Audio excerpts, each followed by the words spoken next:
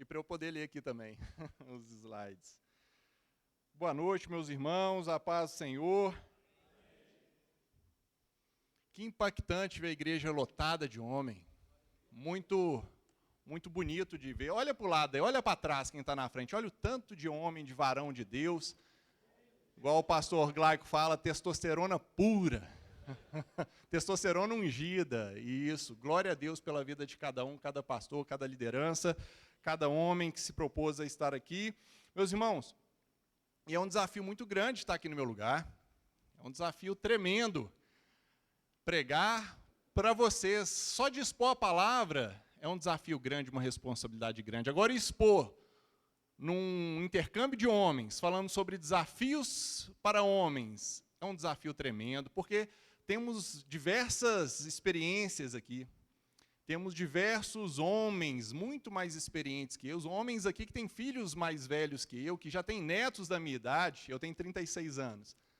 Homens gabaritados, homens que já passaram por várias situações adversas e, com a graça de Deus, conseguiram vencer. E é uma responsabilidade e um privilégio, porque a gente servir a Deus é um privilégio, a gente poder expor a palavra dele é um privilégio muito grande. E a gente tem vivido numa situação de crise de identidade masculina.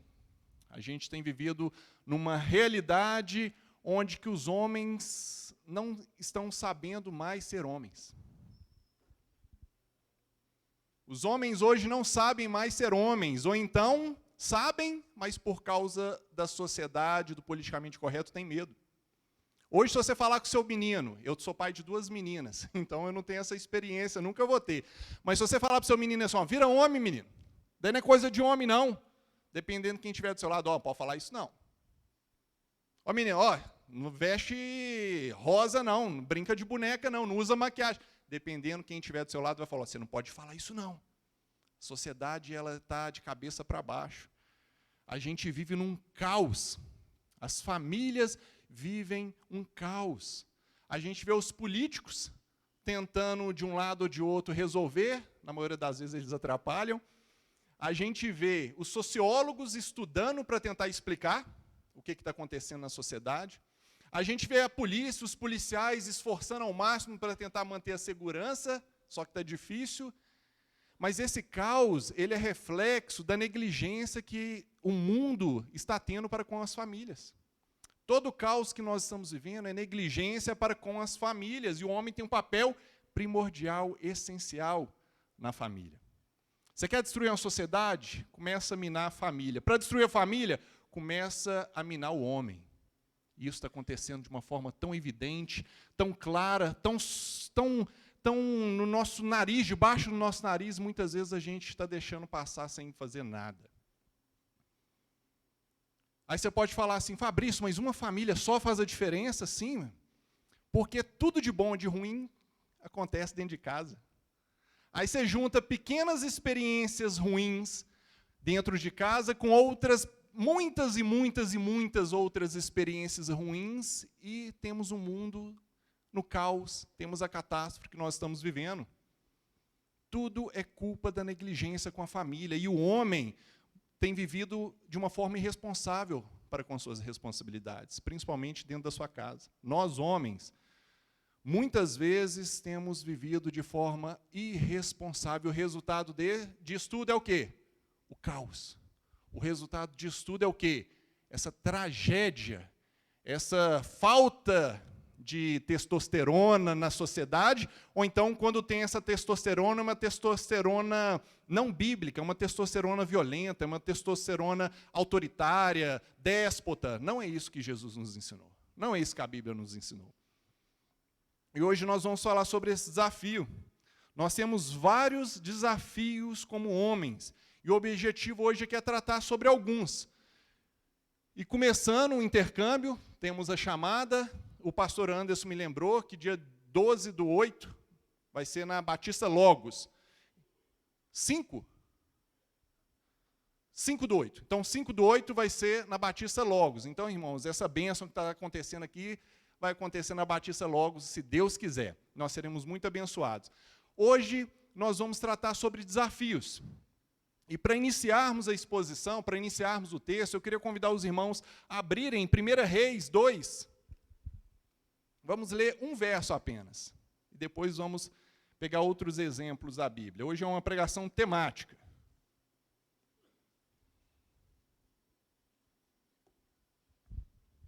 1 Reis 2. Podemos ler 2 versos, o primeiro e o segundo. Para nos situarmos e entendermos. E é bem pertinente o que vai acontecer aí. Obrigado.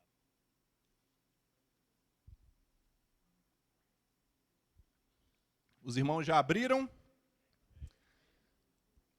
Quando se aproximava o dia de sua morte, Davi deu instruções ao seu filho Salomão. Estou para seguir o caminho de toda a terra, por isso, seja forte e seja homem. Vamos falar de novo? Por isso, seja forte. De novo. Por isso. Isso. Depois, até o 9, ele vai dar instruções. Mas a primeira instrução que ele deu para o filho dele foi o quê? Seja forte. Seja homem. Porque todo o resto vai depender disso. Todo o resto vai depender disso. E para iniciarmos aqui, quem que é esse rapaz aí? Adão. Adão estava no Éden. No princípio ele estava só, tinha responsabilidade de administrar o Éden e conhecia as regras. Depois Deus deu para ele uma companheira, ele passou momentos bons, momentos ruins com ela, ele quebrou a regra e colheu consequências disso, mas ele foi feito um homem segundo a imagem de Deus. Ele tinha masculinidade pura, ele tinha virilidade pura, só que depois de milhares e milhares de anos, olha como que estamos. Quem que é esse aí? Um homem preocupado, um homem que já não sabe mais o que fazer, um homem atual, um homem cheio de estresse, um homem que muitas vezes fica perdido. Não vai dar, talvez não dê para ler, eu vou ler.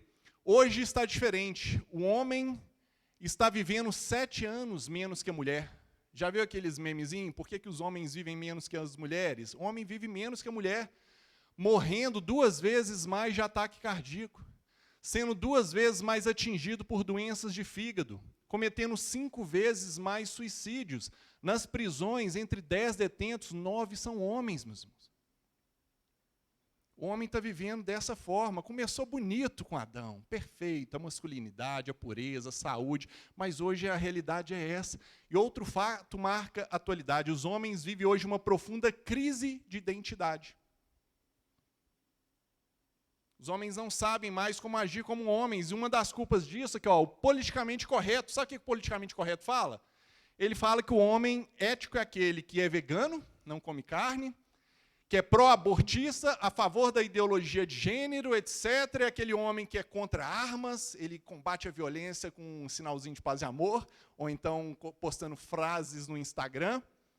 Isso que o politicamente correto prega. Ensina, que os progressistas ensinam, os conservadores, eles ensinam o homem a ser homem, pureza, caráter, honradez, fé, coragem, mas o progressismo, ele quer dizer que um homem consciente é aquele homem que não come carne por causa dos animais, é aquele homem que ele não usa arma, é aquele homem que ele não importa de maquiar. O trem está feio. Está acontecendo isso, o feminismo tem gerado homens fracos. O exemplo disso é a Europa está refém do islamismo. Minha esposa compartilhou comigo um link que teve uns extremistas islâmicos, lá na França, se eu não me engano, teve um estupro coletivo. E os homens se levantaram e sabe o que eles fizeram? Vestiram saia e foram protestar carregando cartazes de paz, não a violência. Agora imagina para mim como que os extremistas devem ter olhado para esses homens. Nós aí que vai defender essas mulheres? Essa turma de saia aí que vai defender as mulheres, o feminismo tem feito isso, os homens estão fracos, os homens eles estão vivendo essa profunda crise. Imagina, na década de 40, os jovens de 18 anos, eles estavam entrando nos caças contra os alemães para guerrear. Hoje os caras de 30 anos estão maquiando, estão ficando horas para arrumar o cabelo, para arrumar a barba. Aqui, ó. Olha os caças aí da Segunda Guerra Mundial. Desse jeito mesmo, com essa carinha mesmo. Eram os mais zangados, eram esses que tinham esses desenhos na ponta dele. Hoje em dia, Nada contra se alguém maquia aqui, mas não é viável não, né? Não é para fazer isso não, meu irmão. Não pode não. Mas está acontecendo isso, os homens estão fracos. Os homens estão fracos, a masculinidade está em crise. Nós vemos aí um cenário tenebroso para nós homens. Nós vemos um cenário tenebroso, a descaracterização ela está crescendo ano após ano. Isso daí não é de agora não. Tem anos que a mídia está plantando, tem anos que os sociólogos, os filósofos, os artistas, os formadores de opiniões, os psicólogos, eles estão plantando isso na nossa mente. Os homens não sabem quem são, não sabem como agir, pode surtir como um exagero, talvez seja, porque a gente sabe o que é ser homem, sabe o que homem faz, mas muitas vezes a gente fica sem graça, dependendo da situação, do ambiente que você está. Muitas vezes você não age daquela forma com medo do Beltrano, do Ciclano, ou então de alguém falar, olha, isso aí não pode fazer hoje em dia, não. Você não pode privar seu filho disso, não. Seu filho escolhe o que quer. Não, meus irmãos, seremos presos se for preciso, mas nós vamos ser um homem de acordo com a Bíblia. Nós não podemos sucumbir a isso que eles têm plantado como masculinidade. Os meninos têm aprendido sozinhos a serem homens, e são submetidos a péssimas referenciais na TV, na internet. Vocês conhecem essa família aí, ó? Conhecem? Na década de 80? Antes dela, na década de 60, tinha uns Flintstones. Conhece também? Flintstone, o Fred lá era o quê? Um cara mentiroso, manipulador, fazia de tudo para se dar bem, não importava com a mulher, com o amigo. Sempre ele estava metendo quem gostava dele em enrascada. Depois vieram os Simpsons.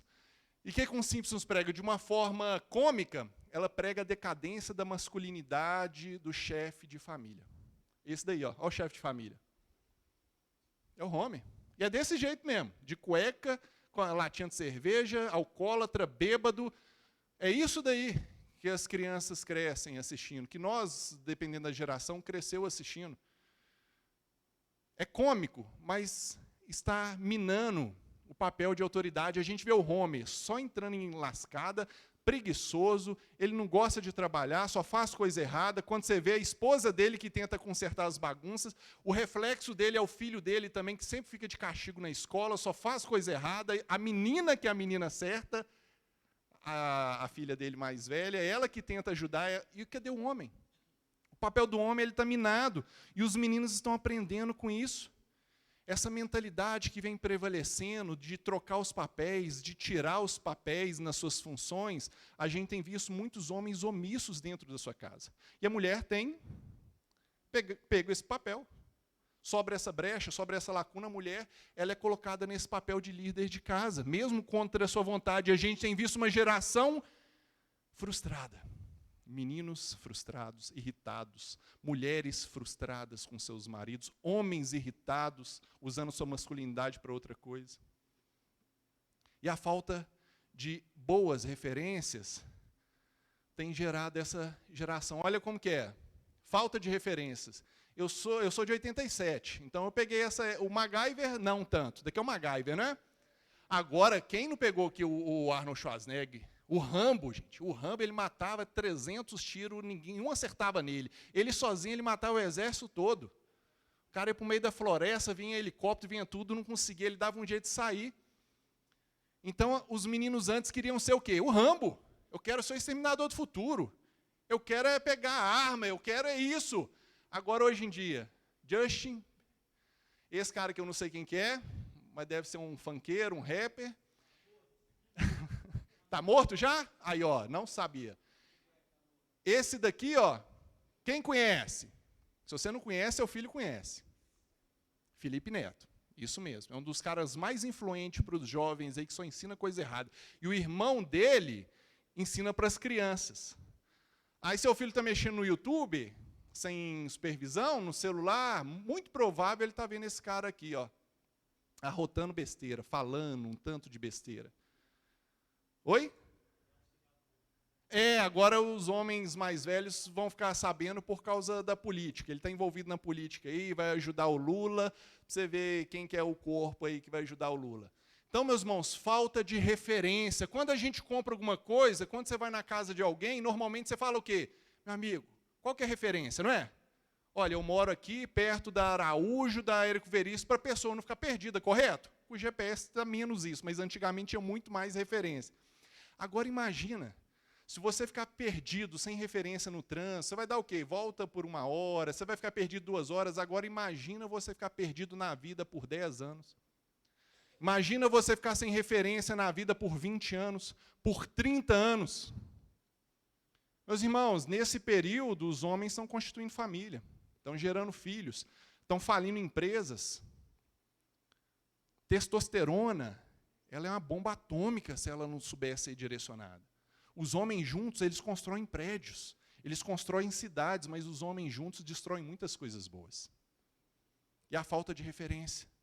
A falta de referência, tem acontecido isso, a gente vê os heróis de televisão, filmes, novelas, qualquer coisa, você vai ver o homem normalmente. É um cara devasso, o herói, como que ele é?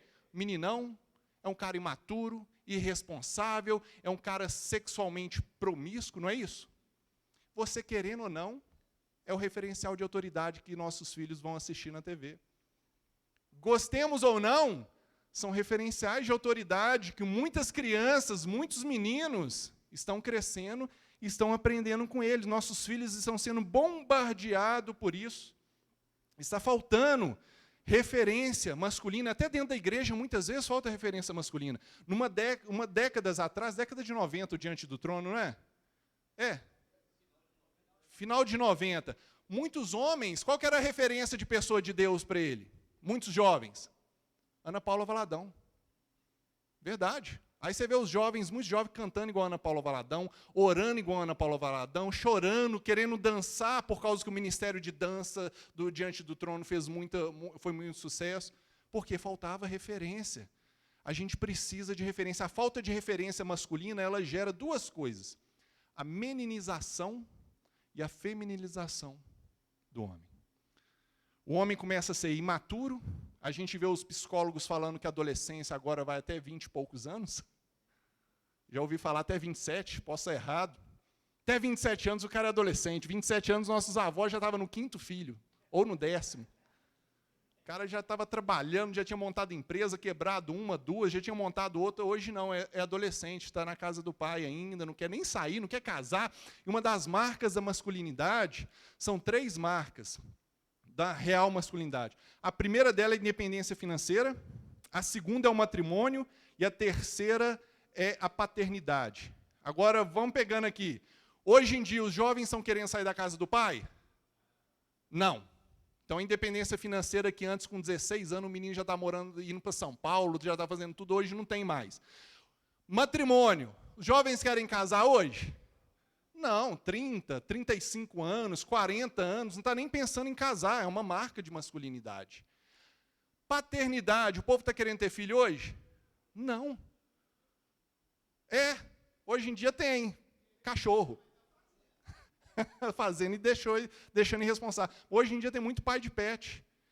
Aí o povo fica assim, nossa, eu não vou fazer filho não, que esse mundo está muito mal. Imagina se todos os bons pensarem desse jeito. Só os maus vão procriar. Tem que fazer filho, tem que fazer moças abençoadas, homens abençoados, para poder levar o evangelho para essa outra geração aí. Não estuda a palavra de Deus, falta de conhecimento, a gente vai ouvir sobre isso. Mas então a falta de referência, está acontecendo isso, algo tem dado errado. A meninização e a feminilização do homem. Era para ter um slide bem grande para os irmãos ficarem chocados igual eu fico. Esse aqui é o filho do Will Smith, está bem feminino aqui, está moda, esse aqui eu não sei quem que é. Esse aqui é aquele cara, o careca do Velozes e Furiosos, Vin Diesel. Aí, ó, aí sim, hein, Teco? Aqui, ó. Esse daqui, não sei, esse cara tem um canal no YouTube, tem mais de 4 milhões de pessoas que seguem ele. Ele ensina homens a fazer maquiagem, está na moda esse trem, é horroroso, é feio, é assustador, Mas imagina um menino novinho que não tem um pai dentro de casa, que não tem uma referência, crescer achando que isso daí ia ser homem. A feminilização. Olha o próximo aqui, volta para lá. Aqui, ó. Consegue? Olha os anos 70, como que eram os homens e as mulheres. Aí, ó, anos 70, era assim, não era? Eu não sou dos anos 70, não. O homem bigodudo, cabelo grande, e a mulher. Depois, anos 80, bem diferenciado o que é homem e o que é mulher. Anos 90, bem diferenciado o que é homem e mulher. Olha no ano 2017, olha o homem. Está amarrado, mas é isso. Olha quem que é mulher. É mentira? É mentira? É verdade. É cômico, mas é uma tragédia. É uma tragédia isso que nós estamos vivendo, meus irmãos. É uma tragédia essa feminilização. O homem, ele não nasce viril, ele aprende sobre a virilidade durante a vida dele, com o pai, com o tio, com o primo, com o patrão, ele vai aprendendo. Só se ele não tiver referência, se as referências forem ruins, ele vai aprender isso daí. E depois não adianta chorar. Depois não adianta chorar. Imagina os guerreiros medievais que lutaram contra os jihadistas no fio da espada, ficar sabendo que os franceses, os europeus agora, quando os islâmicos extremistas vão lá fazer violência, que eles estão vestindo saia para protestar. Os caras, peraí, a gente pegava espada, ia lá, matava se fosse preciso, agora os caras ficam colocando saia, ficam colocando frasezinha de paz no Instagram. É isso que tem acontecido. Na década de 40, os britânicos estavam pilotando caças para defender Londres. Hoje, os jovens não querem nem saber de ser homem. Os jovens querem o quê? Ficar cuidando de si mesmo, casar só depois. Os pais estão impedidos de criar seus filhos da maneira correta. Se você falar com o seu filho assim, vira homem, dependendo de quem estiver do lado, ele vai olhar torto para você. O que é ser homem? Ele pode escolher o que ele quer. A gente vê exemplo disso. Que a criança ela pode escolher o que ela quer ser. E tem outro fator que tem atrapalhado e muito a questão dos homens. Enquanto os homens são caricaturados como idiotas, as mulheres assumem papéis fortes na TV e no cinema, e surge outro desafio, a sorrateira e crescente ditadura feminismo. O feminismo foi algo bom no seu início, com as sufragistas, para poder ter direitos de voto, para poder ter a sua dignidade, para poder ganhar um salário bom. Só que depois foi piorando. Já não é para ser digna, para ter direitos iguais. É para não depender do homem, para viver sem o homem mesmo, para ser superior ao homem. E a mulher tem vivido o quê? Independente sexualmente, gravidez independente. Elas estão falando, a gente não depende de homem nem para fazer filho mais. A gente faz sem filho, sem homem. E o homem não sabe como reagir, o homem está assustado. Enquanto os homens, muitos estão virando banana, estão querendo a meninização. Tem muito homem que está querendo só jogar videogame.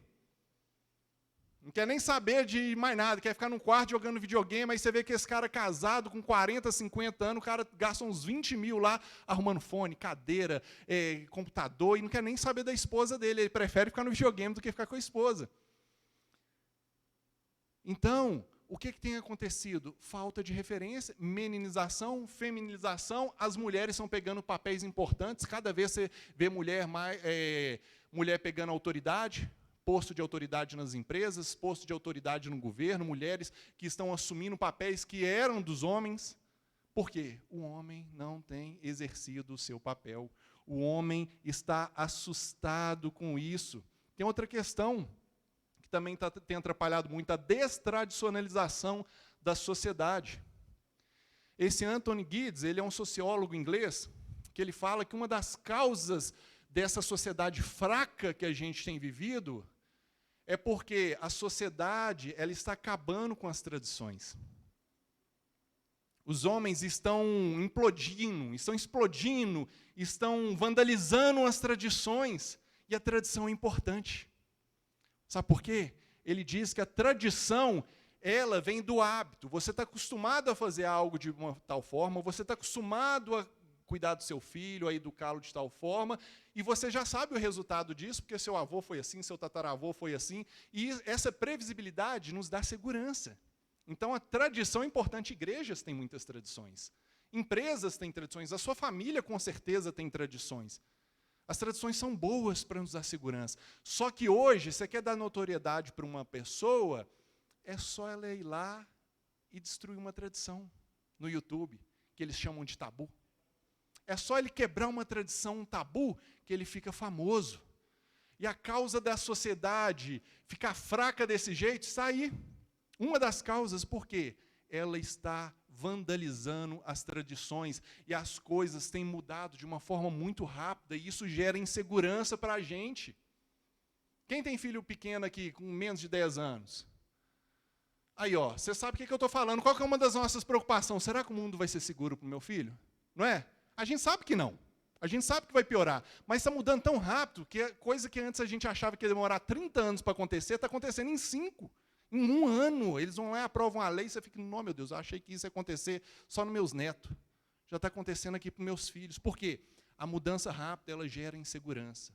Essa quebra das tradições, ela gera insegurança e deixa uma sociedade fraca. E esse sociólogo, ele diz que as 3 instituições que mais são destradicionalizadas, a igreja, a religião, a família e a sexualidade. Eles estão acabando já com as tradições em relação à igreja, em relação à família, em relação à sexualidade. E nós, meus irmãos, nós estamos nesse meio aí. E esse sociólogo, ele não é cristão, ele é um analista da sociedade e ele verificou isso.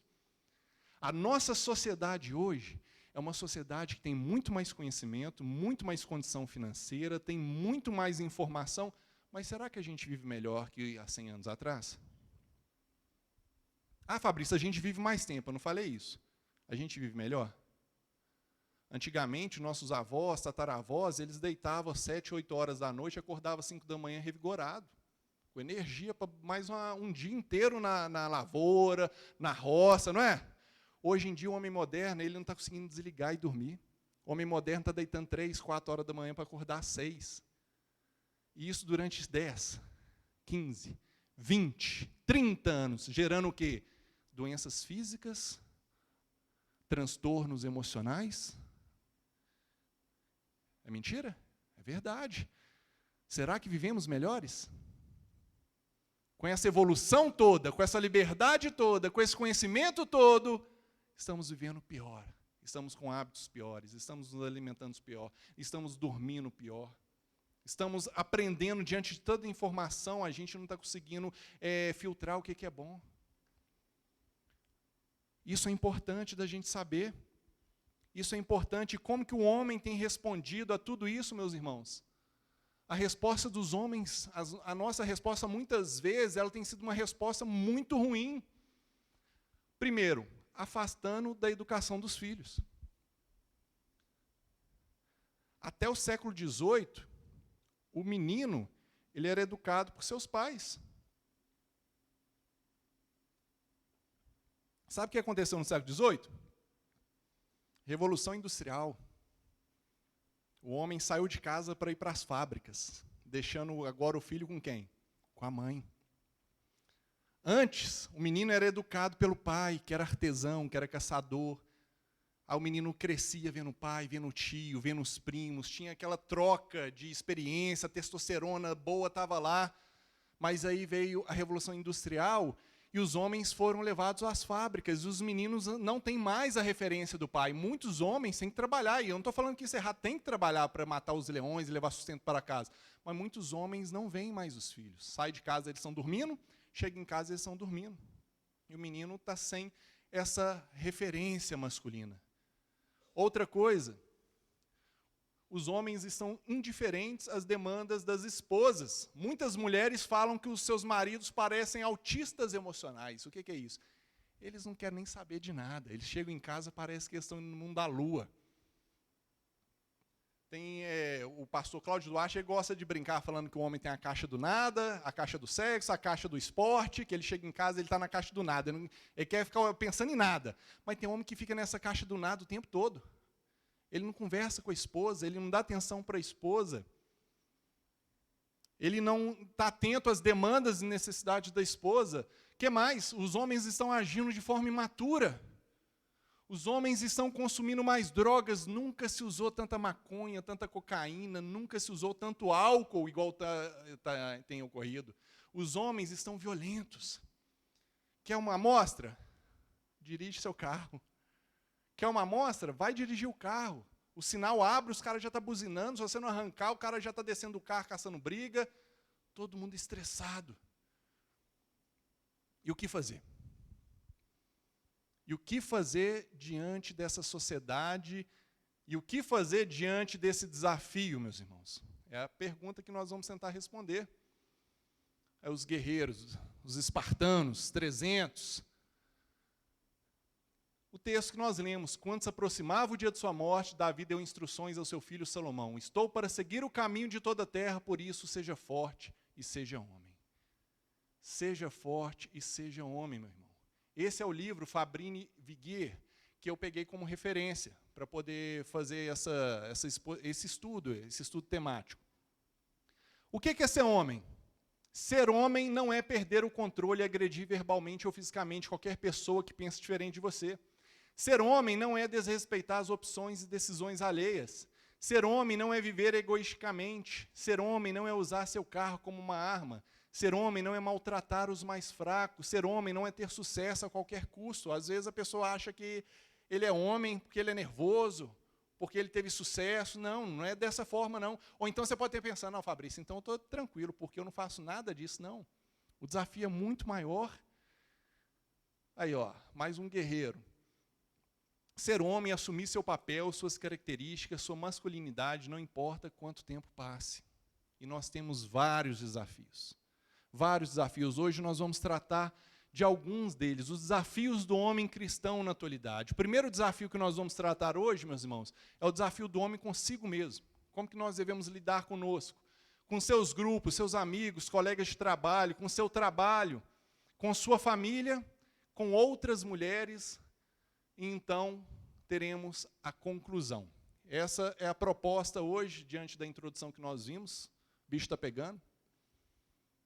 Está faltando referência. Então nós precisamos aprender como lidar com esses desafios que temos diante de nós. E o primeiro desafio aqui é o homem consigo mesmo. Os homens precisam ser fortes, amém? Precisam. O homem é o provedor de casa. O homem ele tem que estar preparado aí para o desenvolvimento profissional dele, ele tem que estar preparado para defender a sua esposa, para defender os seus filhos, ele tem que estar preparado para as adversidades que elas ocorrem e vão ocorrer. Quem é mais experiente sabe que vai acontecer na sua casa. Se não aconteceu ainda, peça a Deus para te preparar para quando ocorrer. Só que os homens também passam por angústias e dúvidas, correto? Homem chora? Chora. Só que o homem, diferente da menina, desde a tenridade, ele é desafiado a provar que é homem, já viu? Ó, menino não chora não, engole o choro. Ó, prova que você é homem, não faz isso não pode sentir dor não pode demonstrar não. Se apanhar na escola, apanha em casa. O menino, desde novinho, ele já é desafiado para não poder demonstrar seus medos, suas angústias, suas necessidades. Mas nós precisamos entender isso, uma radiografia do homem atual. Eu já falei aqui, nunca se bebeu tanto. Os homens estão violentos, os homens estão usando drogas, os homens estão ficando ausentes da sua casa, os homens estão viciando em pornografia. Homens casados, pastores. Essa é a sociedade que nós temos vivido, meus irmãos. E um dos principais desafios que nós enfrentamos, e vamos enfrentar até o retorno do Senhor Jesus, até a nossa morte, é de ser santo no meio de uma geração corrompida, ser santos no meio de uma geração imoral, porque na era moderna não temos mais pecado. A psicologia tem entrado no evangelho, tem transformado o pecado em problema.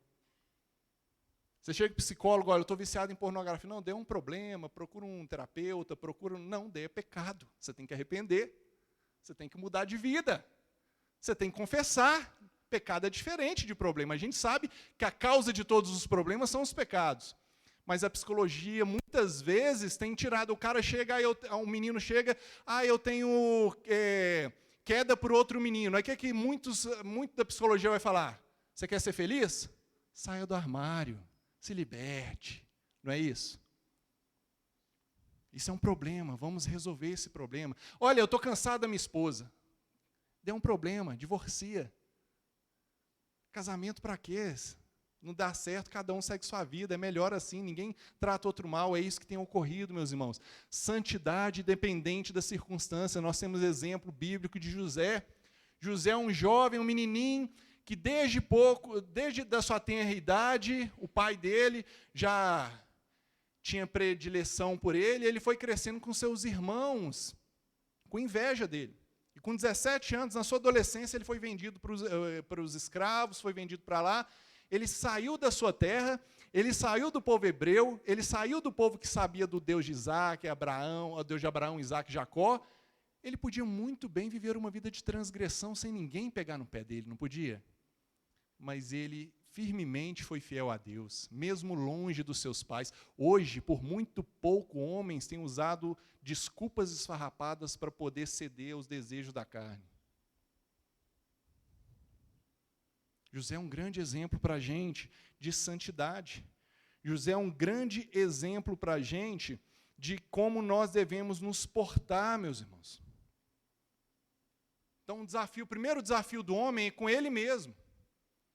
Ele tem que ser forte, mas ele pode dividir a carga com os outros. Ele tem que ser forte, ele tem que ser santo. Ele tem que ser referencial de santidade, assim como José. Outro desafio para os homens também é o cuidado com a saúde.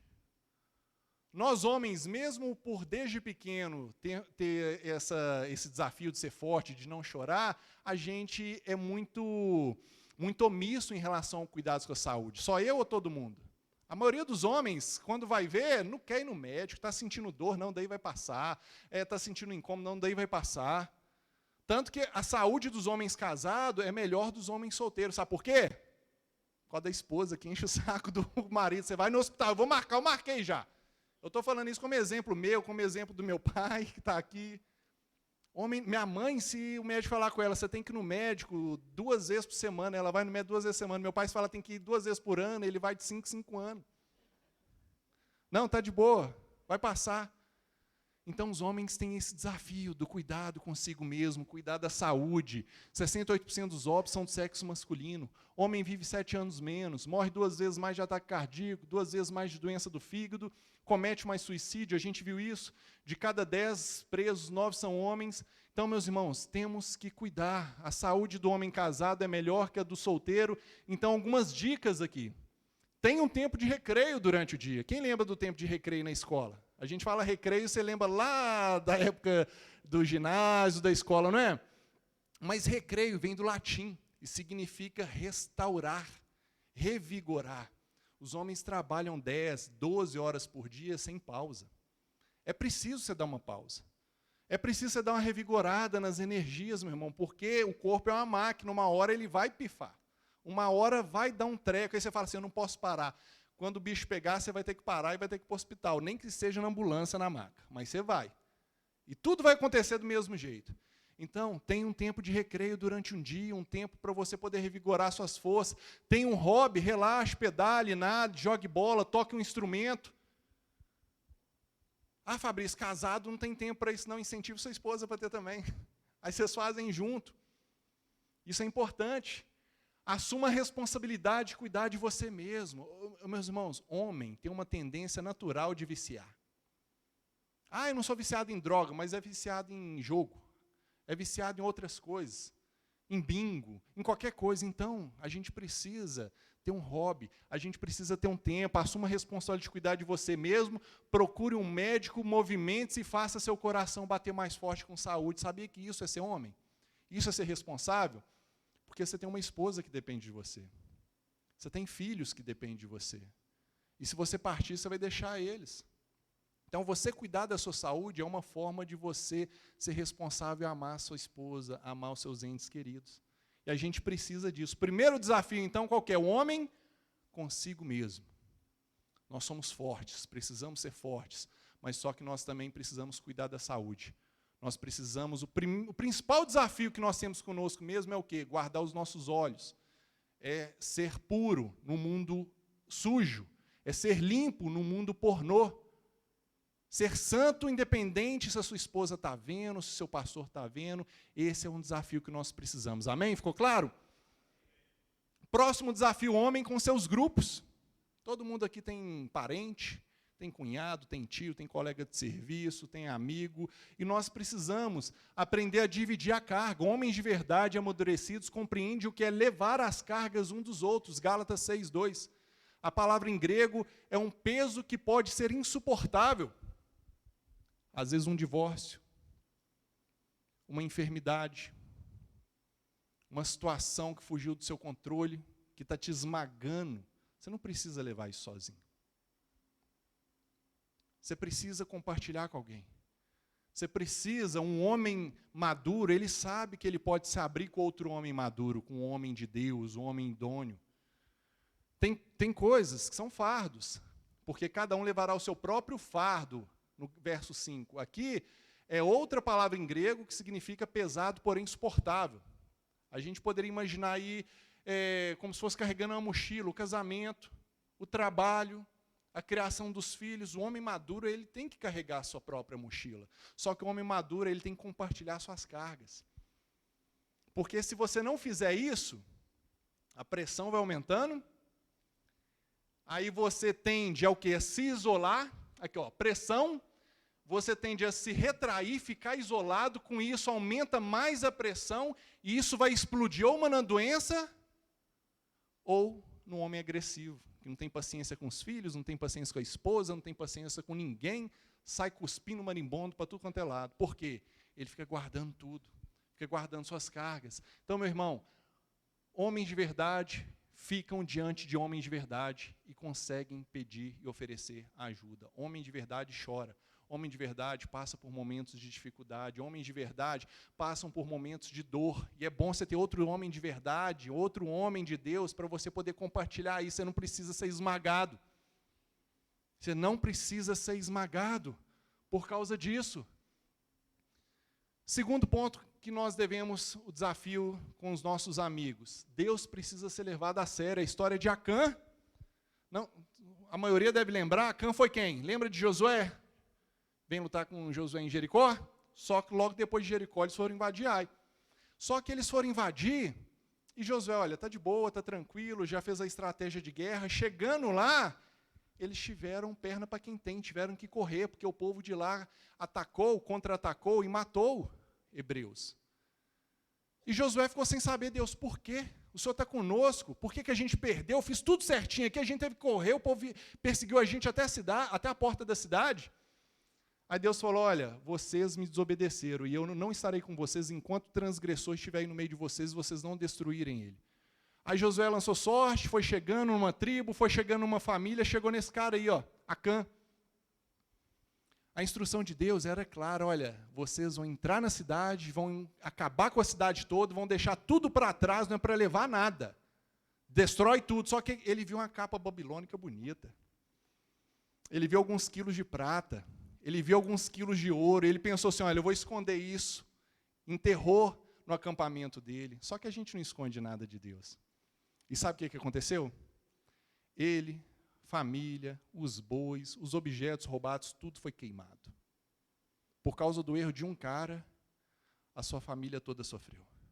Meus irmãos, levem a Deus a sério, andem com homens que levem a Deus a sério, por causa do erro de uma pessoa.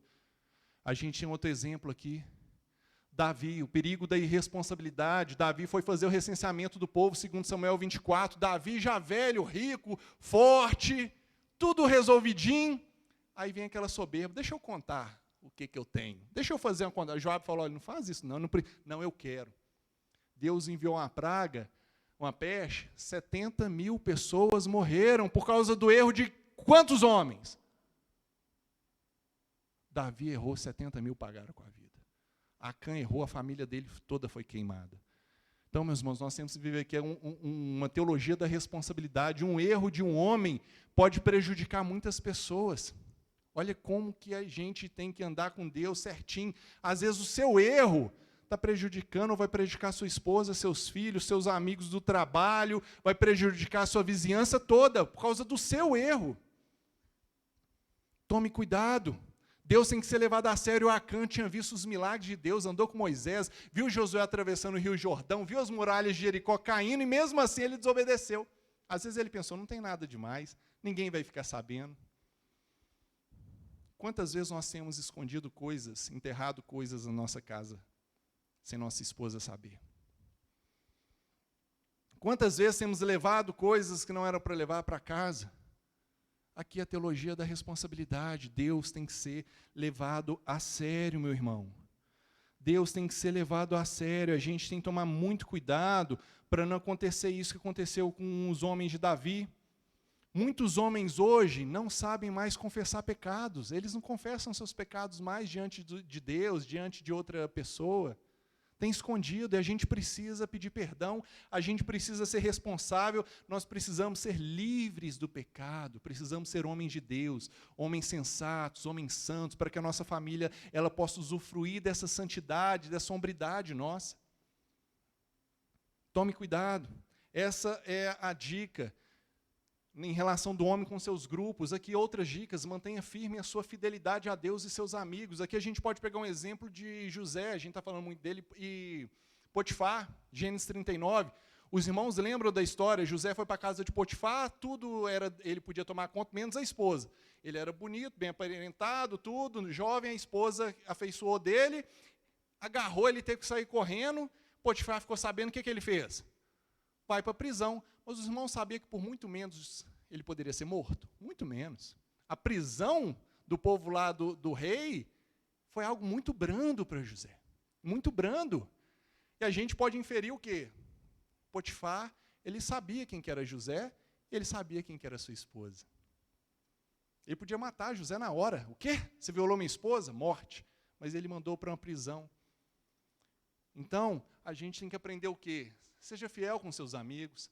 Tome a iniciativa de levar seu fardo. Você tem que, lembra do fardo? A mochila para carregar, casamento, empregos, aí você tem que carregar. Mas também divida suas cargas com os amigos quando o bicho estiver pegando. Não seja esmagado pelas dores. Seja proativo em suas amizades. Não fique esperando os caras te chamar, não. Chame o povo. Me chame para um churrasco, me chame para comer um açaí, vamos fazer amizade. A gente precisa de homens de Deus interagindo com homens de Deus, para a gente poder fortalecer essa testosterona aí, que ela seja uma testosterona santa. Vigie as pequenas tentações. Toda tempestade começa com um vento diferente, de início quase imperceptível. Fique atento. Fique atento. Você tem um papel primordial na sua família. Você tem um papel de pilar lá na sua família. Abaixo de Deus, você tem que ser o referencial. Então, fique atento. Tome cuidado com esse exemplo que nós demos aí de Acã. Tome cuidado com o exemplo de Davi. E seja fiel a Deus e aos seus amigos. Amém? Então, esse é o segundo. O primeiro, o homem consigo mesmo. O segundo, o homem com seu grupo. Agora tem o homem com seu trabalho. É outro desafio, meus irmãos. Nós vivemos uma época de muitas turbulências econômicas. Mentira ou verdade? Selic 13,75. Só em junho agora que eles vão ver se vai baixar ou não. Desemprego no primeiro trimestre cresceu mais de 8%, mais de 9 milhões de pessoas novas que perderam o emprego no primeiro trimestre. A inflação, eles falam que é 6%, mas está muito mais que 6%, só eles que acham que é só isso, para enganar. A gente vive num momento de crise. A gente vê muitas vezes o comércio parado. Eu trabalho com comércio, às vezes a gente vê comércio parado, a gente vê crise aí no setor, em todos os setores, a gente vê a guerra também que vem lá na Ucrânia, que vem atrapalhando todo mundo. E é uma bênção a gente ter um trabalho. É uma bênção a gente ter um trabalho. O trabalho, ele é bênção. Os reformadores falavam que você tinha que trabalhar não é nem por causa do dinheiro, não. Você tinha que trabalhar porque o trabalho era uma forma do homem exercer sua vocação perante a sociedade. E aqui, trabalho não é castigo. Às vezes você fala assim, nossa, por que Adão pecou? Se ele não tivesse pecado, eu não ia estar trabalhando, a fruta ia cair na minha boca. Não, meus irmãos, se você ler direitinho lá, Adão ele trabalhava antes da queda. Só piorou. Mas ele já trabalhava. Então, o trabalho não é castigo por causa da queda do homem. O trabalho ele é uma bênção. É uma bênção a gente ter de onde tirar o pão. É uma bênção a gente ter um emprego, seja ele de carteira assinada, seja ele autônomo. É uma bênção a gente poder empreender, seja uma empresa grande, uma empresa pequena.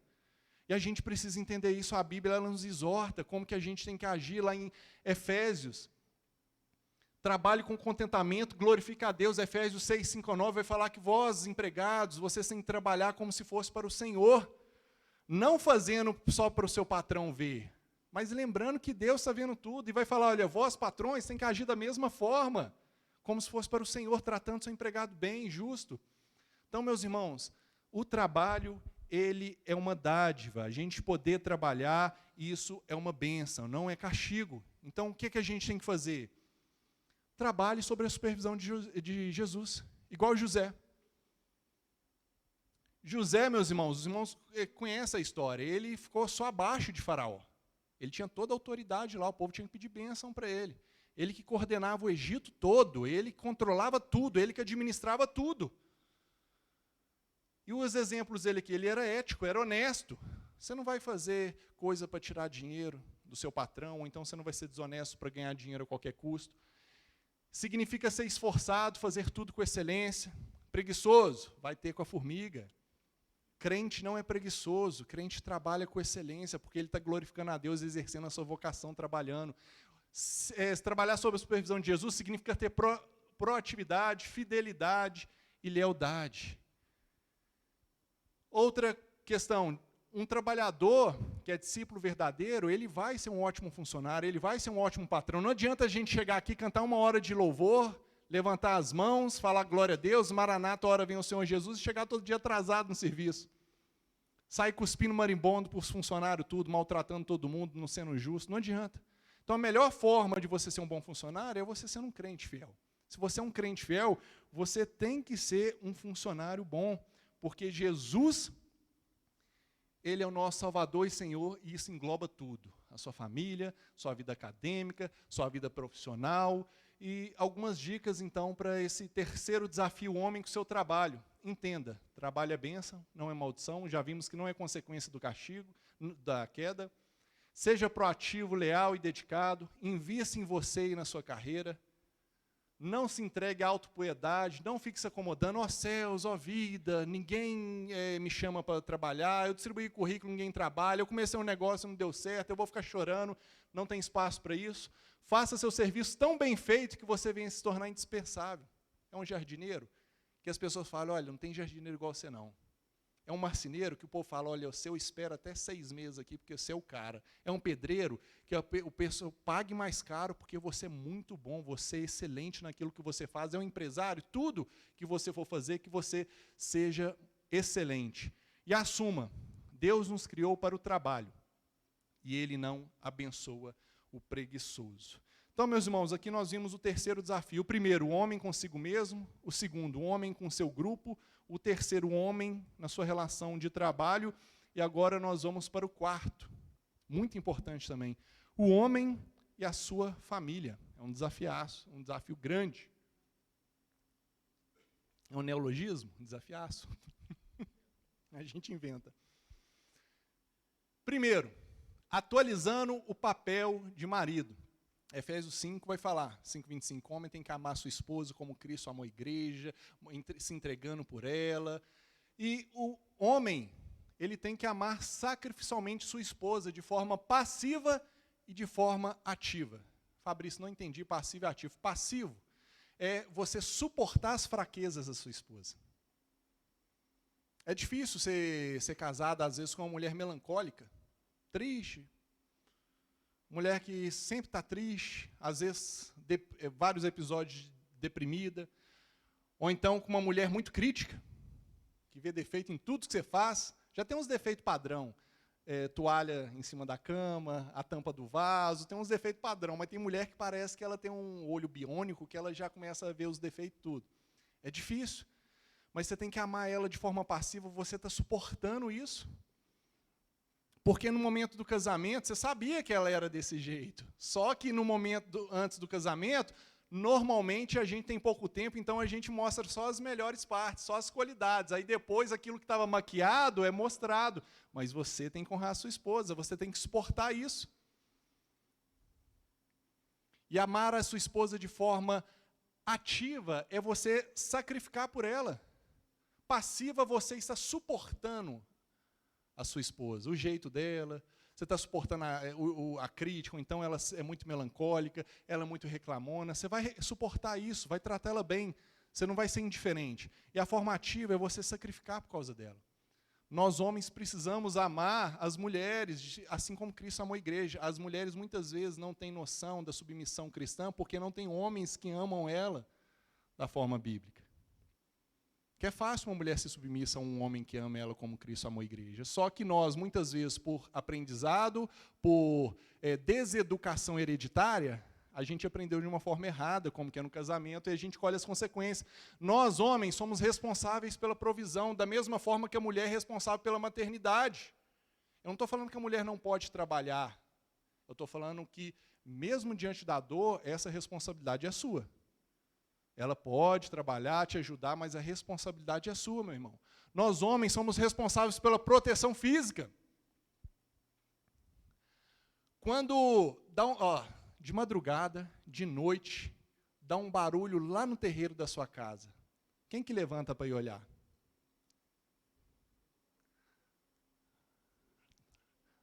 Amém. Amém. Os irmãos ficaram calados, uns indecisos. Porque imagina, se o homem dá um barulho, sua esposa fala, olha, aconteceu alguma coisa, você acorda, vai lá ver o que é. Aí, meu irmão, é gabinete pastoral, tem que conversar sério contigo. Agora, a gente tem que tomar cuidado também, as esposas precisam ser mais sábias. Eu lembro uma vez, meu pai teve um barulho, ele foi lá atrás, veio, pianinho, aí minha mãe vai pianinho atrás dele. Aí, quando ele dobra a quina lá, minha mãe fala, ô Magno, tá tudo bem? Graças a Deus que o coração estava bom, senão era um infarto. Você já está sem saber o que é um barulho na sua casa, você acha que é um outro homem entrando lá, sua esposa atrás de você para te assustar. Mas é o homem que tem que dar essa proteção física. Meu irmão, se sua esposa passar mal e precisar levar ela para o hospital, você consegue carregar ela? Alguns estão pensando aí, eu tenho que entrar na academia amanhã. Eu tenho que entrar na academia. Mas se a sua esposa passar mal, você carrega ela? Nem que seja arrastando, eu levo ela para o carro. Mas o que? O homem, essa virilidade, essa força. O homem é responsável pela provisão, ele é responsável pela proteção da casa dele, meus irmãos. Você tem que conseguir carregar a sua esposa para levar ela para o médico. Outra coisa, o homem, ele é responsável pela segurança. Ele é responsável por um ambiente. Ele é responsável por ser o porto seguro da sua casa. O homem chora, mas chora toda hora por causa de qualquer motivo? Não. Imagina um homem que toda hora chega para a esposa reclamando da vida. Nossa, não estou aguentando mais. Nossa, meu patrão fez isso. Nossa, o Lula fez aquilo. Nossa, Beltrano fez aquilo. A esposa fala, que isso? Um homem é um saco de batata isso aí. Só chora. Aí a esposa vai ter que te acudir. Tem momentos de dificuldade, mas a segurança é sua. O equilíbrio, ele é papel do homem. O homem precisa, a mulher ela é o vaso mais frágil. O apóstolo Pedro vai dizer isso. O homem não, ele é um banco de concreto. Tem que ser, tem que aguentar paulada. A esposa está lá preocupada, você fala, não, querida, eu não sei como que vai fazer, não, mas a gente vai dar um jeito. Fica tranquilo que a gente vai dar um jeito. Você nem sonha como que vai resolver a situação. Mas você, fica tranquilo que eu vou dar um jeito. Isso é papel do homem. Outro papel do homem, que é a liderança espiritual. É muito importante isso. O homem, ele é o líder espiritual. A mulher tem que olhar para um homem com um olhar de segurança. Olha, esse daí é um homem de Deus. Esse é um homem que conhece a palavra. Esse é um homem fiel, é um homem que anda em santidade. Daqui não significa que você sempre vai saber mais que a sua esposa sobre a Bíblia, mas significa que a responsabilidade de tomar a iniciativa é sua para estudar a Bíblia. E olha que os rapazes eles têm uma iniciativa para fazer coisa errada, né? Por que o rapaz não tem iniciativa para fazer coisa certa? No namoro, você vê, o rapaz é o primeiro a ter iniciativa para fazer besteira. Iniciativa para poder ensinar a mulher a pregar a Bíblia, pregar para a mulher, fazer culto doméstico. Então, essa parte é do homem, liderança espiritual, liderança no conhecimento da Bíblia. Cabe ao homem conduzir um clima de meditação da palavra na sua casa, fazer culto doméstico, ensinar. E a gente vê uma fragilidade dessa até dentro da igreja. Normalmente, as reuniões de oração têm mais homem ou mais mulher? Mais mulheres. Normalmente, a mulher vem para a igreja e o homem fica em casa assistindo futebol. Mentira? Verdade, infelizmente, era para ser o contrário, a mulher está em casa, vamos falar, vamos para a igreja, não vai assistir nada hoje não, mas às vezes a mulher tem que arrastar aquele marmanjo para ir para a igreja, e ele lá desanimado. Então, meus irmãos, a gente tem um papel de liderança no conhecimento bíblico, a gente tem que ficar esperto, até na igreja, quando o pastor vai tentar arrumar alguma liderança, tem dificuldade de arrumar homem para fazer as coisas, normalmente quem se prontifica é quem? Mulher. O pastor, pode contar comigo, a gente está precisando de professor de escola bíblica, quem quer? Mulher. Isso até é um problema na questão da referência de masculinidade, porque aquele homem ao máximo, tem um livro dele que o autor fala que os meninos da sua tenra idade, até por volta dos seus 20 anos, a presença de autoridade na vida dele, muitas das vezes, é feminina. O menino nasce, enfermeiras. O menino vai para a escolinha, tias, professoras. Às vezes até a policial lá é uma mulher para ajudar a atravessar a rua. O menino vai para a igreja, quem que é professor de escola bíblica? Mulheres. O pai está trabalhando o dia todo, quem que ensina ele dentro de casa? A mãe. Aí o menino chega com 16, 18 anos, ele faz um esforço danado para ser um homem igual a mãe dele. Por quê? Desde pequeno, ele é cercado só de mulheres. Então, meus irmãos, a liderança do conhecimento bíblico, a liderança espiritual, ela é nossa. Amém? E aqui atualizando também o papel de pai. Liderança na disciplina dos filhos. Efésios 6:4 é um texto muito conhecido, mas eu coloquei: filhos, obedeça aos seus pais. A palavra em grego é goneus. Se tiver algum para falar isso, está pronunciando errado. No Senhor, pois isso é justo. Goneus é o significado de progenitores, tanto pai quanto mãe. Honra teu pai e tua mãe, este é o primeiro mandamento com promessa, para que tudo te corra bem e tenhas longa vida sobre a terra. Pais é a palavra pater, que no grego é a figura masculina, não é mais progenitores de goneus. Então, lá em cima vai falar: filhos, obedeçam seu pai e sua mãe. Depois aqui embaixo vamos falar assim: homem, pai, não irritem seus filhos, antes criam-nos segundo a instrução e o conselho do Senhor. O que isso significa? Quem tem o papel, quem tem a iniciativa, quem tem a responsabilidade de disciplinar seus filhos, educando no caminho do Senhor, somos nós. E muitas vezes nós, por omissão, por covardia, por comodismo, nós terceirizamos isso para a esposa. Que pai que nunca falou: filho que você educou aí, ó o menino que você, olha aí, está aprendendo com quem? Era para corar de vergonha. Porque a responsabilidade aqui de ensinar o filho é nossa. O grego é diferente, lendo assim você não entende, mas a responsabilidade de disciplinar, de educar, de mostrar a palavra é nossa, meus irmãos. Tem uma questão que os pais são ausentes, que teve na Revolução Industrial, eu já falei, teve uma empresa que criou a Barbie em 1960, ela queria criar um boneco homem para compor a família. Tinha um boneco homem, a boneca mulher e os bonecos menino e menina, compor a família. Só que antes de lançar, ela contratou uma empresa para poder estudar e ver se era viável. Aí eles começaram a deixar aqueles bonecos lá para as crianças brincar, só que os estudiosos eles repararam que as crianças brincavam com o boneco homem só 5 minutos e deixavam ele de lado. Aí eles foram perguntar: por que vocês brincam só 5 minutos? Ah, porque o papai foi trabalhar. Aí, consequentemente, o que eles viram? Olha, daí não é vendável, não. Ninguém vai querer comprar o boneco homem, porque as crianças não brincam com o boneco homem. Eles colocaram mais uns músculos nele, trocaram a roupa e venderam como outro tipo de boneco. Eles pensaram em criar isso. Só que as crianças sofrem muito com a ausência do pai. E a gente precisa mudar isso, a gente precisa pedir a Deus sabedoria. Eu não estou falando que você vai deixar de trabalhar, mas você tem que tentar ser mais presente dentro da sua casa. Cuidados para não cometer os seguintes erros. Nós vimos na família de José que falta de bom senso. José era o mais novo, tinha Rúben, que era o mais velho. É sensato eu, como pai, Jacó lá chegar e falar assim: olha, José, você é o mais novo, você vai tomar conta dos seus irmãos tudo lá? É sensato isso? Não é sensato. O mais sensato é o quê? O mais velho, o mais experiente. Porque José, o trabalho dele era o quê? Era lá e fiscalizar seus irmãos. Imagina todos nós aqui trabalhando de pedreiro, suado, camiseta, tudo. Aí chega um rapaz de terno e gravata. O que você vai pensar? Esse daí não vai pôr a mão na massa. Esse daí vai ficar só fiscalizando. E era isso, José chegava com aquela túnica bonita que seu pai tinha dado, ele não pegava no arado, ele ficava fiscalizando: ó pai, Rubem fez um negócio errado lá. Ó pai, não está acontecendo da forma que o senhor falou, não. E os irmãos ficaram com inveja disso. Então, a gente, na forma de educar os nossos filhos, nós somos responsáveis pela disciplina, nós devemos ter bom senso. E Jacó não teve bom senso. Ele não teve bom senso. E agora você pode pensar assim: mas com quem que Jacó aprendeu isso? Gênesis 27.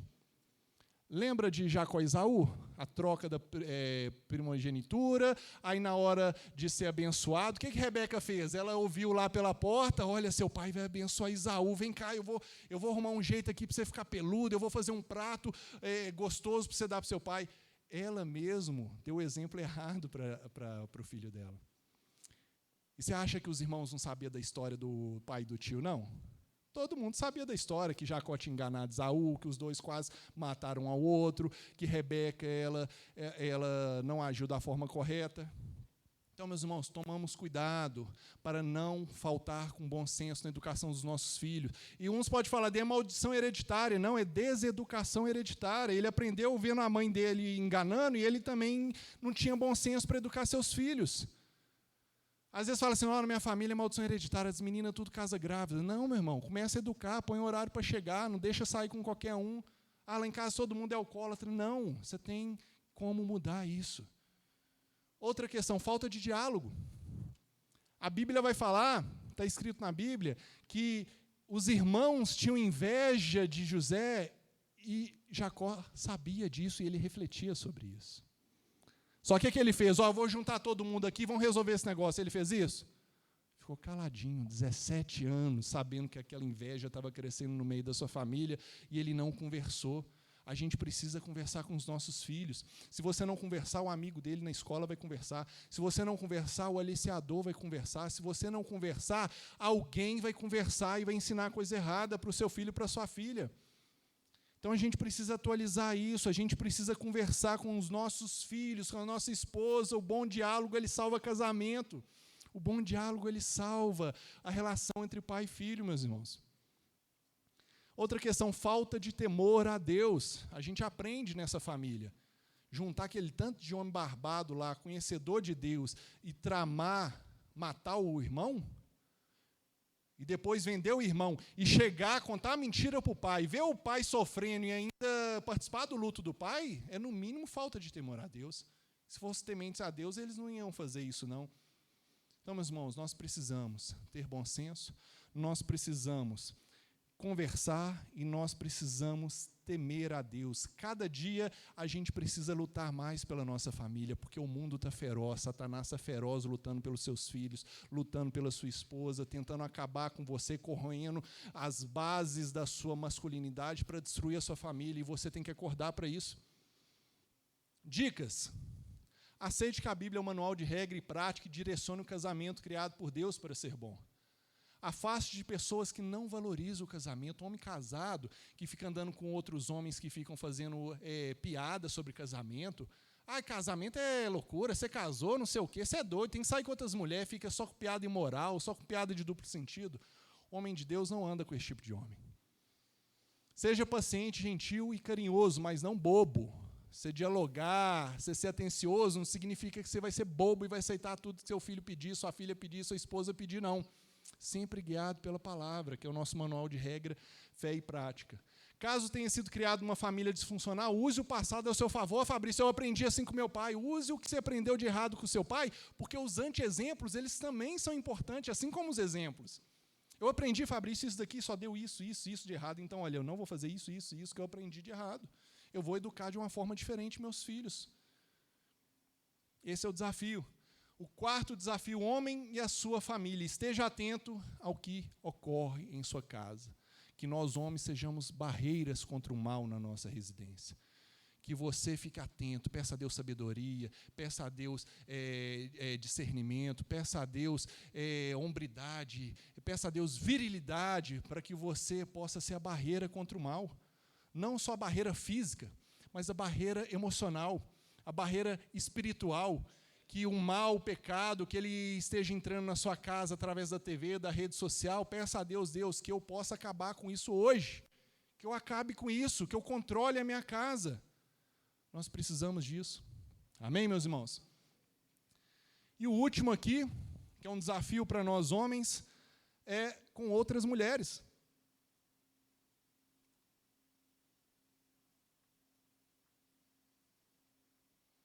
Ser homem é um desafio em qualquer lugar.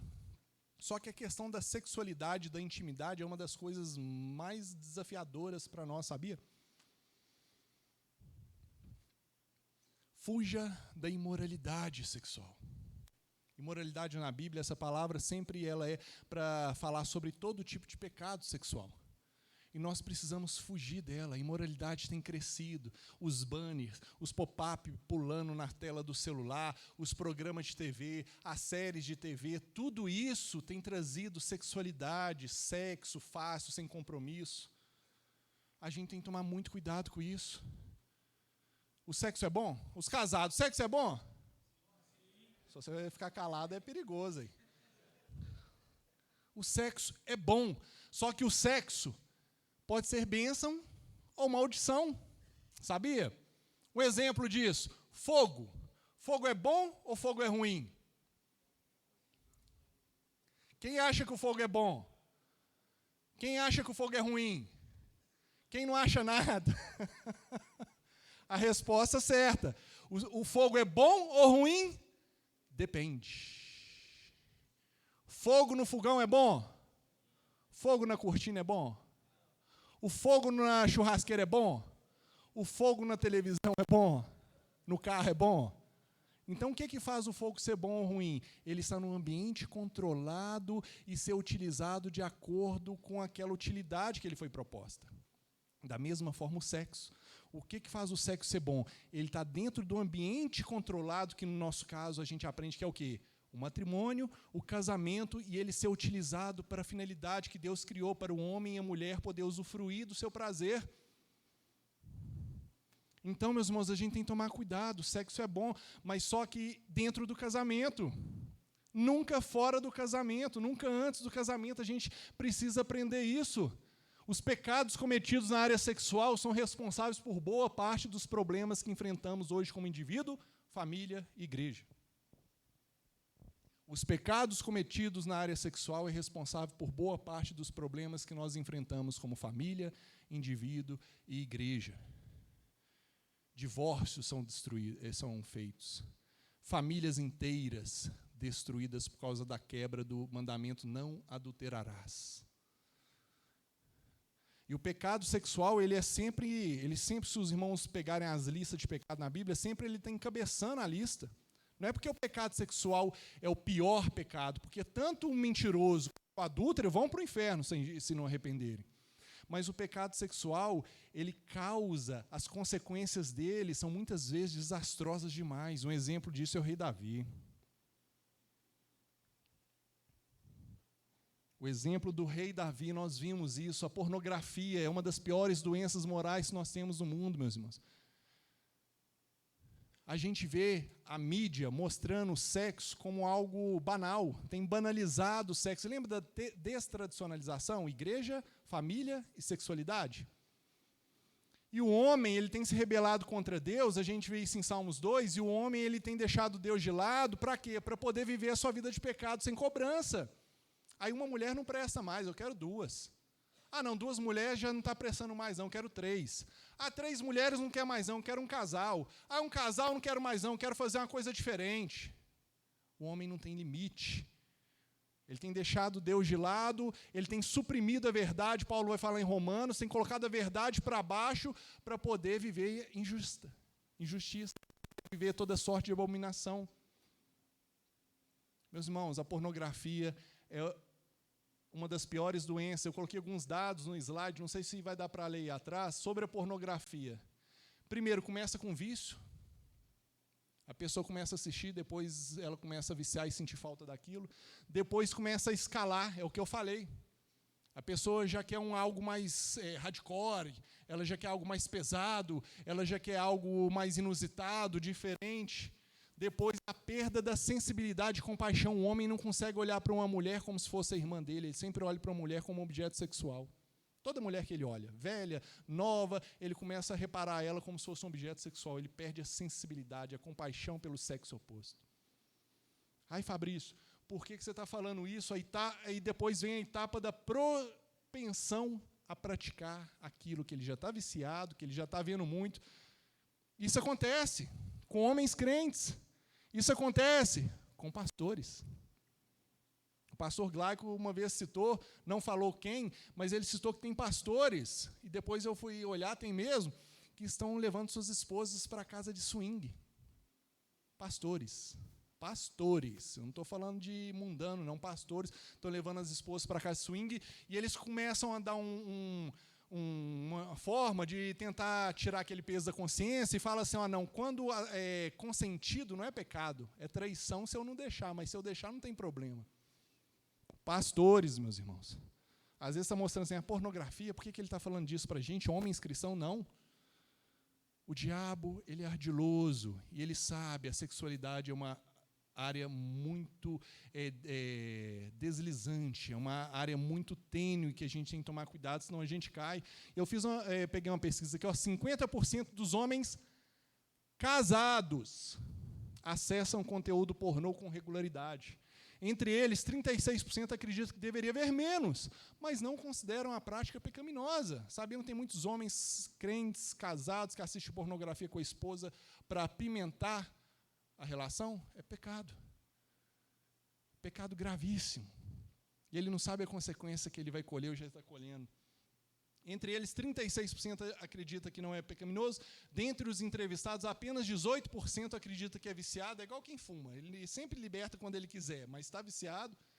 A maioria não procura ajuda por ter medo de ser julgado por seu pastor e líder. Então, meus irmãos, o pecado mais difícil de ser liberto é o pecado secreto. Se você beber, encher a cara, sair fazendo algazarra, aí seus irmãos vão ver, vão contar para o pastor vai te chamar, a esposa vai te chamar, vai dar um jeito. Agora, o pecado que você faz sozinho, ninguém fica vendo, e aí? Quem vai ver? Quem vai chamar atenção se você não abrir e falar que você tem dificuldade naquela área? E nós homens, precisamos ficar atento com isso. E começa com pouca coisa, é sutileza. Ninguém chega e já abre o computador e vai ver pornografia. Não, muito difícil. Começa com a série que você está assistindo, às vezes com a esposa, passa algo sensual. Ou então uma mulher na rua passa, sensual. Ou então uma propaganda, algo na rede social, uma vizinha, alguém que você segue lá, que posta uma foto sensual. Meus irmãos, é perigoso demais. O rei Davi, o homem segundo o coração de Deus, ele olhou para Batseba e desistiu. Podia ter mulher que quisesse, ele acabou com a vida dele por causa daquela noite de prazer, e depois ele teve mais. Ele acabou com a vida dele. A gente vê só desgraça na vida do rei Davi depois que ele caiu, depois que o profeta falou com ele. Então, meus irmãos, procure ajuda, preste contas para ser liberto. 4 compromissos do ministério do Billy Graham, que a gente pode pegar. Quando ele ia pregar numa cidade diferente, ele tinha isso escrito: ganhe e use o dinheiro, só o que for necessário, sem aqui soberba. Relacionamento com outros pastores e ministério. Ele nunca chegava na cidade e descia o pau nos outros pastores ou desfazia deles. Todos são importantes. Autopromoção. Ele evitava e não gostava de falar dele, ficar fazendo propaganda para ele, ficar colocando ele como um homenzão espiritual. E agora o que eu peguei para a gente, moralidade sexual. É um compromisso que ele tinha. Comprometemo-nos a evitar qualquer situação passível de levantar a mínima suspeita. Daquele dia em diante não viajei, não fiz refeições, nem estive a sós com nenhuma mulher, a não ser minha esposa. Decidimos que a ordem do apóstolo Paulo ao jovem Timóteo seria também a nós. Foge das paixões da mocidade. Meus irmãos, que nós possamos fugir das paixões da mocidade, que nós possamos ter os nossos olhos santos. Nós precisamos entender como que vão as coisas dentro da sua casa. Muitas vezes a insatisfação com a esposa é o gatilho que faz o homem procurar outra mulher. Aí a gente tem que tomar muito cuidado, pastores têm que tomar cuidado para aconselhar outras mulheres. Não, o ideal é não aconselhar. Se for alguma mulher carente lá reclamando, chama a sua esposa para perto, ou então direciona ela para uma mulher idônea para poder aconselhar ela. Tome cuidado com isso. Vamos orar juntos. A oração é a coisa mais íntima que pode existir entre duas pessoas. Quantos pastores que sucumbem em seu ministério por causa de um descuido? Quando vê, acabou o ministério, acabou a família. Então a gente precisa tomar muito cuidado com isso, meus irmãos. Dicas: vista a armadura antes de ir para a guerra, decida previamente como irá agir e reagir diante de outras mulheres e possíveis abordagens, sutis ou não. De acordo com onde o calo aperta, você tem que criar estratégias para ele. Se uma pessoa foi viciada em álcool, um ex-alcoólatra, ele tem que fazer o quê? Evitar álcool a qualquer custo, porque só o cheiro, às vezes, vai despertar o vício nele. Mas quem nunca teve problema com o álcool, pode estar entornando o álcool que não vai fazer diferença para ele. Ele não vai ser tentado por aquilo. Mas homem falar que não é tentado nessa área, tem algo errado. É igual uma vez eu ouvi o pastor Jeremias brincando, que ele viu 2 jovens se pegando no poste lá, depois ele chamou o rapaz aqui, ó, vem no gabinete, eu vou conversar contigo, menino. Não, pastor, eu não estava sentindo nada, não estava acontecendo nada. Ele falou, então agora que eu tenho que orar mais ainda por você. Porque do jeito que você estava, tem alguma coisa errada. Então, meus irmãos, nós somos tentados sim. Eu sou casado há tanto tempo, eu sou pastor, eu conheço. Você é tentado sim. Fuja. Tentação a gente não briga, tentação a gente foge. A gente tem que tomar muito cuidado. Martinho Lutero, ele falava que eu não posso impedir que os pássaros voem sobre a minha cabeça, os pensamentos, as tentações, mas eu posso impedir que eles façam ninho na minha cabeça. Você não pode impedir as mulheres vestirem do jeito que elas vestem, essa indústria pornográfica, você não vai impedir, mas você pode impedir dela entrar na sua cabeça, fazer parte da sua vida, descer para o seu coração. Nós precisamos disso. Nós precisamos. Quem confessa a tentação não confessa pecado. Que nós possamos sempre confessar as nossas dificuldades para os nossos líderes, para os nossos pastores, ou então para o nosso amigo. Lembra lá de dividir as cargas? Está passando um momento difícil no casamento? Vai conversar com alguém idôneo. Conversa com o seu pastor, o bicho está pegando lá em casa. Não vai conversar com aquele amigo seu que não gosta de casamento, senão ele vai falar o quê? Separa, larga ela. Vista a armadura, de acordo com a nossa dificuldade. A gente viu que todos os homens têm dificuldade na área sexual. Então, o que a gente tem que fazer? Criar barreiras. Barreiras para que aquilo nem ocorra, nem tenha a possibilidade de ocorrer com você. Porque o adultério ele não acontece na cama. O adultério ele acontece no telefonema, no WhatsApp, numa mensagem indevida que você trocou com quem não era para trocar, com um tempo a mais que você ficou no escritório com outra pessoa, com outra mulher, com uma carona que você deu. Então, tome cuidado com isso. A cama só é o resultado daquilo que aconteceu lá atrás. Então, o que a gente tem que fazer? Corta na raiz. Lá atrás, você já evita isso. Desenvolva amizades com homens que têm o mesmo respeito que você pelo casamento e pela esposa, ou mais ainda. Invista em seu casamento como um escudo contra a infidelidade. Evite caronas, conversas íntimas, contato e, principalmente, toques e carícias. Tomar muito cuidado com o homem abraçando mulher. Muito cuidado. É da igreja. Não, toma muito cuidado, meus irmãos. A gente precisa... Lembra da questão da barreira? Nós temos essa dificuldade, então crie barreiras fortes para não chegar nem a cogitar algo. Então, evite isso ao máximo. Evite isso ao máximo. Outro dia chegou uma irmã nova... Fabrício, não sei o quê. Me dá um abraço. Eu falei, não, irmão, não precisa não. Não, porque abraçar é pecado. Eu falei, não precisa não. É a filha do Gabriel, um amigo meu. A Bia aí, é a filha do Gabriel.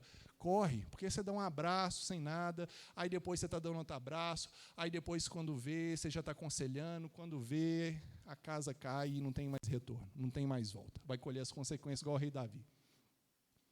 Seja educado, cordial e respeitoso, mas nunca íntimo de outra mulher sem ser a sua esposa. Tome cuidado até em presentear outras mulheres sem ser esposa, mãe, irmã, filha. Tome cuidado, porque pode ser interpretado de uma forma errada pela outra pessoa. Meus irmãos, está cheio de mulher carente, doida para arrumar um homem, doida para acabar com o casamento, ou até para arrumar uma pensão. E ela vai fazer de tudo para... O homem, quando ele é viril, o homem, quando ele faz aquilo que Jesus nos ensina, ele imita Jesus, quando ele exerce a sua masculinidade, ele atrai outras mulheres também. Porque falta isso. Não está faltando homem, está faltando um homem que se comporte como homem.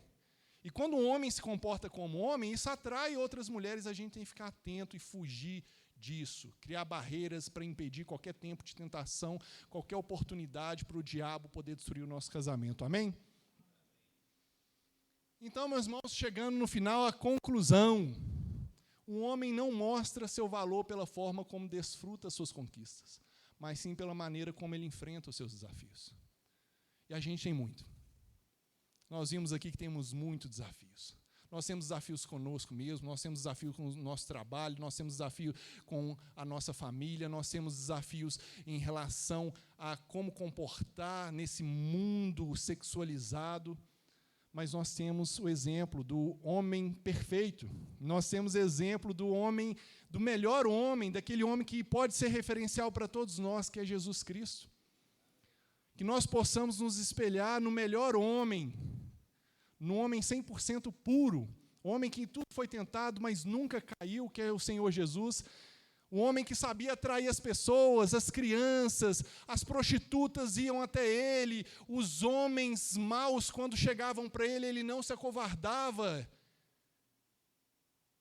Um homem viril de verdade, um homem macho de verdade, Jesus Cristo, que ele seja o nosso exemplo, que ele possa ser o seu exemplo, que você possa se espelhar nele nos momentos de dificuldade, como ele amava, como ele se comportava diante de adversidades, que no momento que você não saiba como agir, que o Senhor Jesus ele seja o nosso referencial. Meus irmãos, nossas esposas esperam que sejamos homens, nossos filhos esperam que sejamos homens, nossa nação precisa que sejamos homens, nosso Deus espera que sejamos homens, portanto, seja forte, seja homem. Amém? Vamos orar? Fique de pé.